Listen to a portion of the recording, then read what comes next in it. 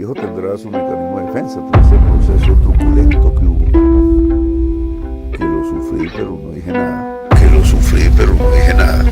Gustavo Petro hace apenas unas horas opinó sobre el caso de su hijo Nicolás. Esto fue lo que dijo. Interior de la fiscalía. Pero usted dice que él trata de meterle el tema y que usted no. El tema de mi hijo, lo que pasa es que eso no lo permito porque eso no puede ser tema de una negociación. Ahí sí me estaría rindiendo yo. ¿Y él, usted ha mi sentido hijo, que ni se él. lo sugiere como una negociación? No, presidente? nada, no. Él, Si no es evitar que puede lleguen ser a... por razones humanas, ¿no? Está hablando con el papá, pero no dejo que ese tema aparezca. No puede estar. Mi hijo tendrá su mecanismo de defensa, tendrá ahí sus instrumentos, los abogados, no sé qué dirán, no sé si en todo ese proceso truculento que hubo, que lo sufrí, pero no dije nada, pero fue truculento. Se produjeron hechos violatorios, digamos. Nada. Y no quiero pronunciarme públicamente sobre eso, digamos, no quiero entrar a las honduras de ese tipo de proceso. Lo visité obviamente como papá. También fui vigilado en el tema. Para el presidente es difícil esconderse con el tamaño de sus esquemas. No, yo también puedo hacerlo, pero pues, tampoco era... Sí, usted tiene experiencia de Sí. caleta. Una vida dedicada a eso. A ser clandestino. Sí. Oye, presidente, cuando su hijo fue capturado, usted citó a los dos abogados defensores de su hijo, a los abogados Juan Trujillo y David Telequi. ¿Cuál era el propósito de esa cita? Informarme, solo quería saber qué era lo que pasaba. Yo no tenía ni idea. Y como no hablaba por teléfono con él ni nada, entonces no tenía ningún fluido. Y como se hizo público los abogados y hablaron, etcétera, entonces dije, bueno, ¿qué pasa? Quiero que le digan al presidente qué pasa ahí, cuál es la situación. Sobre todo la intención de llevarme a implicarme, pues eso fue evidente en la prensa, etcétera. Esa reunión, presidente, la organizó Laura Sarabia, su exfuncionaria, que para ese momento ya no trabajaba en el gobierno. ¿Ella sigue trabajando para usted o existe hoy Yo una los posibilidad de busqué que ella por donde regrese podía. al gobierno? Tampoco tenía los teléfonos. Uh-huh. Sé que un amigo mío los propuso, pero fue después, si no le pregunto a mi amigo. Y fue a mi casa. Entonces yo pregunté a varios, ¿quién tiene los teléfonos de esos señores? ¿Quién? Entonces, quiero que el que tenga, que pueda comunicarse, que me gustaría hablar con ellos, punto. Entonces Vladimir, la gente de mi oficina, todos buscaron. Y sobre la posibilidad de que Laura Sarabia regrese eventualmente a algún cargo en su administración, ¿hoy la ve abierta o no? Ya veremos. Ese episodio que también me intentan vincular a mí, que me costó, porque eso me hizo sufrir. Porque ahí murió un coronel. Y no tenía por qué morir, digamos. ¿Por qué? Es más, en mi criterio, y es duro. Pero a él lo mata la presión de la prensa. Por lo que yo pude hablar con la esposa. Tuve ese privilegio de hablar con los familiares el día que fui al entierro, que no conocía, entonces, ¿qué fue lo que pasó? Entonces había obviamente conversaban, ellos esa tarde fue normal.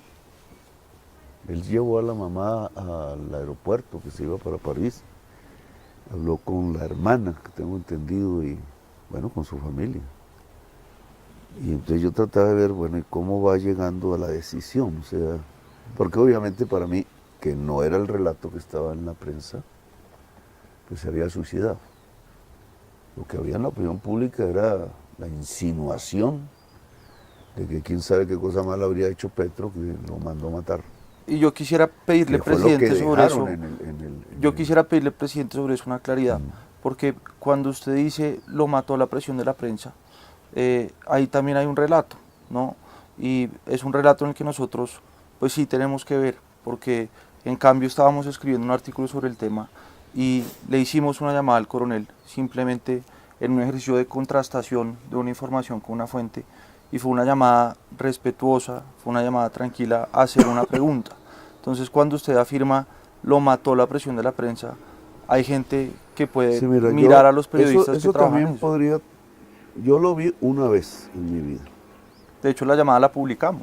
Lo llamé a mi oficina, pues cuando empezó a aparecer todo ese tipo de información. Nunca lo había visto, no sabía que trabajaba porque eso es un mundo ahí, la presidencia. Que está cerca, pero no a la vista. Pero no la vista, entonces ellos estaban en otra oficina, no tenía una relación con él, ahí lo conocí. Mi pregunta fue el tema del polígrafo, que no sabía que existía en la presidencia, entre otras cosas. Todo eso fue información mía. Entonces les pregunté cuál es el protocolo de eso, o sea, cómo se usa eso. Entonces, y él me explicó, digamos, eso fue la relación conmigo, él me explicó los protocolos de eso y alguna teoría como para entender, porque más o menos lo que se dijo desde Fiscalía era que eso era un crimen. Sí. O sea, se criminalizó el uso del polígrafo. Y yo nunca había tenido una experiencia, ni nunca había leído nada sobre eso, ni leyes, ni nada, entonces pregunté, ¿eso cómo se usa? ¿Eso por qué? Y ellos me explicaron, esto es un proceso de confianza, bueno, ahí aprendí algunas cosas, el proceso de confianza no es un proceso judicial, ¿cierto? Ahí no se están tomando pruebas, ahí se está simplemente determinando si hay confianza con la persona y es subjetiva. Y me dijeron, lo que hay en normas y en leyes y sentencias de la Corte Constitucional es que el procedimiento siempre tiene que tener como base, hágase en empresa privada, que se hace y mucho, sí, hágase en entidades públicas, que también se hace, el que sea voluntario. Eso es todo. La persona decide o no si se hace eso. Voluntario. Y entonces, y él me lo dijo. Si la señora dijo que sí, que quería, bueno, a mí obviamente no me gustó todo ese episodio, no. La misma Laura había puesto la denuncia penal. Es el fiscal que tiene el caso de la denuncia, el que ordena interceptar a la señora. Y es por eso que se dan cuenta que ya la habían interceptado. Pero es porque ya el fiscal iba a hacer eso. Por un robo familiar, que a mí me ha pasado aquí también en muchas. Eso no me pareció que había que llegar a esos niveles, digo. Si se me pierde algo aquí, puede tener valor sentimental o no, o ser valioso económicamente, pues se perdió, ya qué voy a hacer. Pero ahí conocí a Dávila, entonces no me dio, quizá yo también debía ver, bueno, este hombre está recibiendo las presiones, yo sé qué es eso. Yo he vivido eso. Te está recibiendo las presiones y cómo es él. Quizás debía haberme interrogado él. Pasó la conversación y ya. Y ya cuando viene el hecho, entonces es que hay personalidades diferentes y eso hay que aprenderlo. Fue algo que me motivó a ir a hablar con mi hijo. Es que si uno las aguanta, no significa que cualquier persona las puede aguantar. Claro, yo personalmente fui a hablar con el coronel Dávila. Me encontré un hombre muy nervioso, tiene usted razón. Pero, ¿cómo llega usted del contexto que nos acaba de explicar a la afirmación, lo mató la presión de la prensa? Sí, la presión lo mató y fue de la prensa. Él no estaba presionado por nosotros, nada. ¿Y la prensa cómo estaba estaba preocupado por el proceso. Él sentía básicamente, no por el tema del polígrafo. ¿Para él le parecía eso normal? Bueno, este periodista está como muy dolido con eso que dijo Gustavo Petro de que lo acabó la presión de la prensa, porque ya Gustavo dio más o menos una respuesta y pues claramente no quiere profundizar sobre ese tema. Y el periodista insiste en la pregunta. Digamos que estaba reglado, que no había ningún problema. Que siendo voluntaria la presencia de la señora, no había el problema, digamos. Él, estaba preocupado era por la interceptación. Así es. Que obviamente sí era otro tema diferente. Y yo no conozco bien los pormenores de eso. He visto informes de contrainteligencia, que no sé qué tan firmes serán. Me da la impresión que la Dijín hace algo que dentro de ellos es una práctica normal, pero que no lo que es ilegal, pero que es casi que habitual. Que es habitual porque usan procesos, incluso hasta para averiguar qué hace el amante, cosas de ese estilo. Entonces bueno, pues por eso está presa una exdirectiva de la Fiscalía. Se les hace tan fácil eso y no hay medio, o sea, en la Fiscalía como que no hay una barrera que impida hacerlo. Que sí. Eso debería ser ya un tema, que entonces no midieron lo que podía sobrevenir. Bueno, en este fragmento Gustavo Petro se refirió al caso de su hijo Nicolás Petro y al caso de Laura Sarabia, que han sido los mayores escándalos del gobierno de Gustavo Petro. Lo más doloroso es que han sido escándalos por parte de los mismos funcionarios del gobierno, o sea, no ha sido, digamos, algo que la oposición les descubre o un hecho de corrupción que denuncia la oposición, sino que han sido los mismos funcionarios, los mismos petristas, los que han estallado el gobierno de Gustavo Petro. Me gustó mucho una frase que dijo Daniel Coronel, que fue cuando Gustavo Petro está diciendo que él no sabía, el funcionario este del ejército, él no sabía ni siquiera a dónde trabajaba, cuál era su función, no tenía absolutamente idea de cuál era su rol dentro de las fuerzas públicas, y Daniel Coronel le dice, es que la presidencia es un mundo que está cerca pero no está a la vista. Sí, me parece que algo así fue lo que dijo, y con eso se refería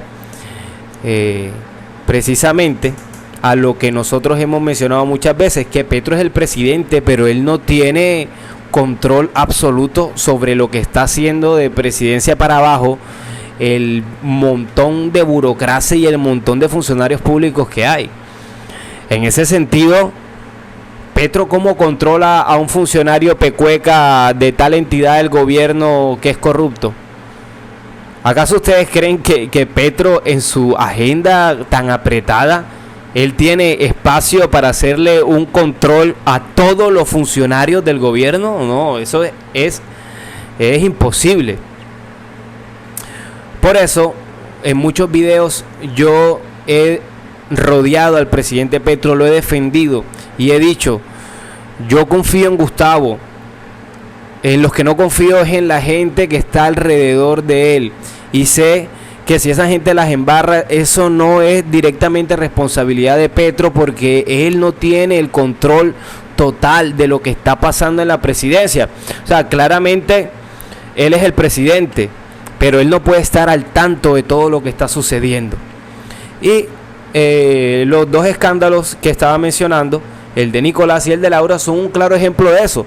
Petro no tiene control sobre lo que hace su hijo, que ya es un hombre mayor de 30 y púyale de años, y si él se presenta en nombre de su papá y le quita plata al hombre Malboro y al Turco Ilzaca, pues Petro ni siquiera se entera, porque Petro está cumpliendo su agenda y está súper ocupado. Lo mismo con Laura Sarabia. Miren que Gustavo dice que él ni siquiera sabía que había un polígrafo ahí en la casa de Nariño, y Petro, ojo, reconoce que lo que hizo Laura Sarabia estuvo mal, que no estuvo bien mezclar algo cotidiano, un hurto que sucedió en la casa de Laura Sarabia, mezclarlo con la presidencia. Es un tema que se debía quedar en la casa de Laura Sarabia, no llevarlo al polígrafo de la casa de Nariño. Y me alegra que mismo Petro diga eso, porque fue una crítica que yo hice en su momento.